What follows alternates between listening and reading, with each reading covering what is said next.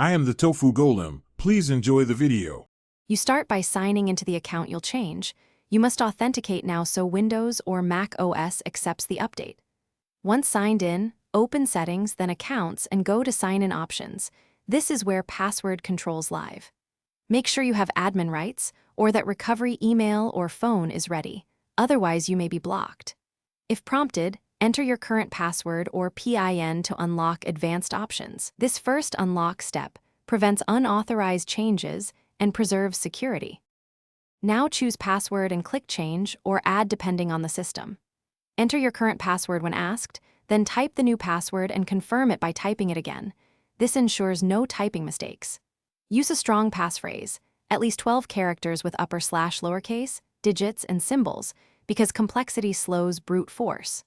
Once done, update any saved sign-in methods like PIN or fingerprint so they match your new credentials, and make a secure note of recovery options in case you forget. Finish by signing out and locking the screen, then sign back in using your new password to confirm it works. Once verified, update the credential manager, browser saved passwords, and any cloud sync devices so everything stays synchronized. If something goes wrong and you're locked out, use the recovery email or phone or request an admin password reset immediately. Do not attempt random guesses which may trigger lockout. Finally, consider enabling two-factor authentication for added protection. This extra step prevents many common attacks.